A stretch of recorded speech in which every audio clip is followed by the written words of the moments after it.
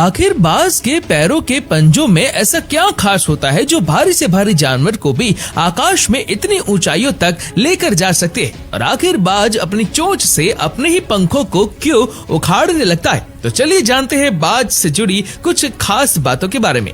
सबसे पहले हम बात करेंगे इनके जीवन चक्र की। इस प्रक्रिया में सबसे पहले नर और मादा का मिलन होता है और इनका ये मिलन कुछ मिनटों का होता है और जैसे ही इनके मिलन की प्रक्रिया पूरी हो जाती है उसके कुछ दिनों बाद ही मादा अंडे देने की अवस्था में आ जाती है, जिसके बाद ये अंडे देना शुरू करती है और जैसे ये अंडे दे देती है उसके बाद ये लगभग 40 दिनों तक उसे सेने का काम करती है और 40 दिनों के बाद ये बच्चे अंडों से बाहर आ जाते हैं और इस दौरान मादा बाज के साथ नर बाज भी साथ रहता है और नर बाज मादा और बच्चों की सुरक्षा और खाने का पूरा इंतजाम करता है। लगातार खाना जुटाने की मेहनत करने के इस मुश्किल सफर में नर बाज का वजन मादा की तुलना में 30% कम हो जाता है।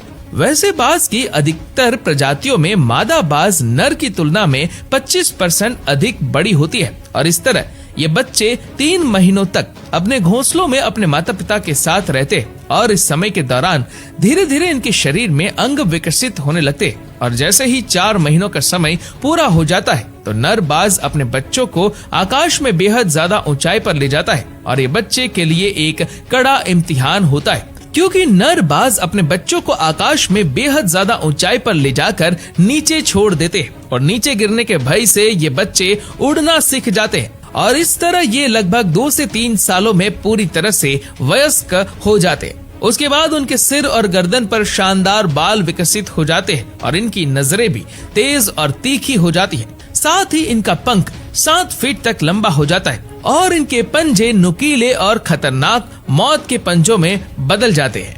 आपने देखा होगा कि बाज की चोंच आगे से मुड़ी हुई होती है। 40 साल की आयु तक पहुंचते पहुंचते ये चोंच इतनी अधिक मुड़ चुकी होती है कि बाज इस चोंच से शिकार नहीं कर पाता। साथ ही बीती उम्र के साथ बाज के पंख इतने भारी हो जाते हैं कि बाज को उड़ने में भी बेहद मुश्किल आने लगती है। उम्र के इस अनोखे पड़ाव पर शिकार न कर पाने के कारण बाज के मरने के हालात आ जाते हैं, किंतु आसमान के इस राजा ने हार मानना नहीं सीखा। बाज अपनी चोंच को पत्थरों पर पटकने लगता है। इस प्रक्रिया में इसे भयंकर पीड़ा होती है, किंतु यह हर पीड़ा को सहते हुए अपनी चोंच के अगले हिस्से को तोड़ डालता है। बाज का यह बलिदान इसका जीवन बचा लेता है और इसकी चोंच नए सिरे से बढ़ती हुई फिर से बाज को शिकार करने योग्य बना देती है, किंतु अभी भी बाज अपने भारी हो चुके पंखों के कारण कम सक्षम होता है। इसीलिए अपनी नई उगी हुई चोंच से सबसे पहले बाज अपने पंखों को ही उखाड़ना शुरू कर देता है। इस प्रोसेस के दौरान बाज को दर्द भी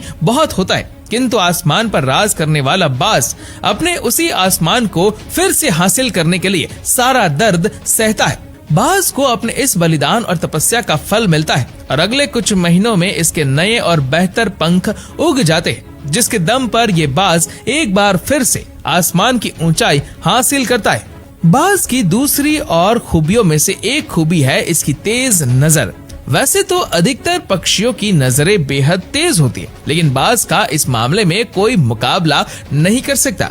बाज एक ही बार में 2 अलग अलग वस्तुओं पर अपनी आंखों को फोकस कर सकता है। एक बाज एक ही साथ अपने नजदीक भी और दूर भी बिल्कुल साफ साफ देख सकता है, यानी देखने के मामले में ये हम इंसानों से तो बहुत आगे है।